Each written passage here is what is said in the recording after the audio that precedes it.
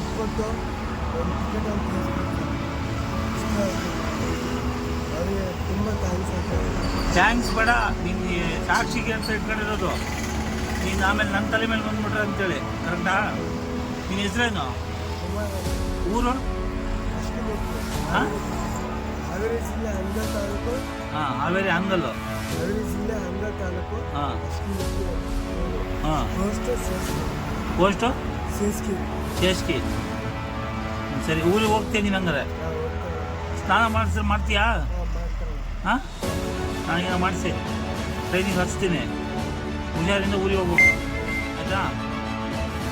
ನಾಳೆ ಮತ್ತು ನನ್ನ ಮೇಲೆ ಏನು ಬರಬಾರ್ದಪ್ಪ, ಸರಿನಾ? ಹಾಂ ಹಾಂ, ಸರಿ ಆಯ್ತು. ನಿಮ್ಮ ತಾಯಿಯವ್ರಿಗೆ ಫೋನ್ ಮಾಡಿದ್ದೀನಿ ತಾನೆ, ಅವರು ಕಳಿಸಿ ಅಂತ ಹೇಳಿದ್ದಾರೆ ಊರಿಗೆ. ಹಾಂ, ಇಲ್ಲ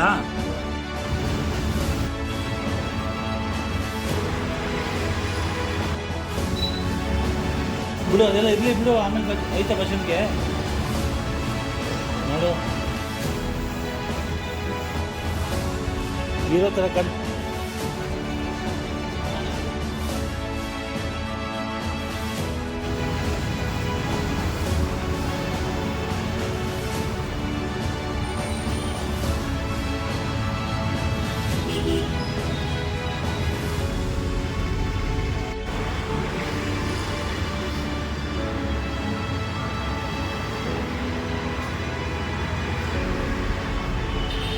ಬರ್ತೈತೆ ಇಲ್ಲ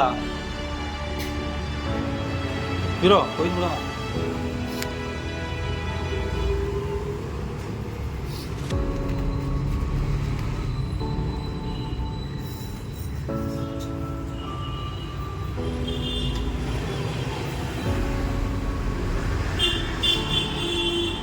ಬರತ್ತಾ ತೆಗಿಬೇಕಾ ಇನ್ನು?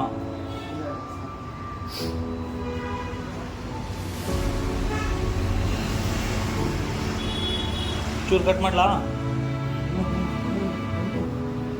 ಅಂತ?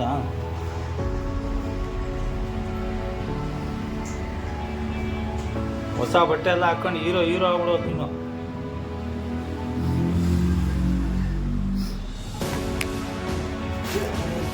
ಏಕೆ ನೋವಾಗತ್ತಾ?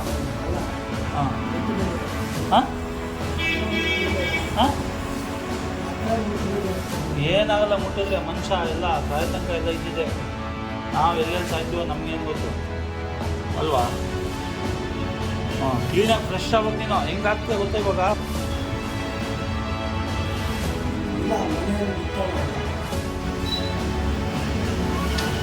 ಅದು ಹೀರೋ ಆಗ್ಬಿಟ್ಟಲ್ಲ ಗುರು.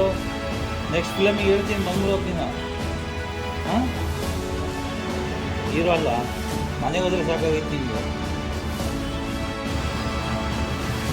ನೋಡು, ಯಾವ ಹೀರೋ ತೊಗೊಂಡಿದ್ದೀಯ ನೀನು? ಬಿಡು, ಅದೆಲ್ಲ ಇರಲಿ ಬಿಡು. ಆಮೇಲೆ ಐತಾ ಬಸ್ಸಿಗೆ? ಹಾಂ, ಬಸ್ಸಿಗೆ ಇರ್ತಾರೆ. ಎಷ್ಟು ಚೆನ್ನಾಗಿದೆಯಲ್ಲೋ ನೀನು. ಸುಮ್ಮನೆ ಈ ಬೆಂಗಳೂರು ಸಿಟಿಯಲ್ಲಿ ಜೀವನ ಮಾಡ್ಕೊತಿದ್ದೆ.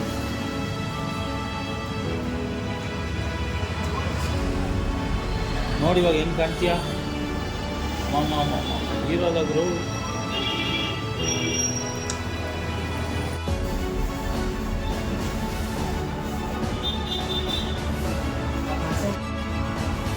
ಹೀರೋ ಥರ ಕಾಣ್ತೀಯಲ್ಲ ಈಗ.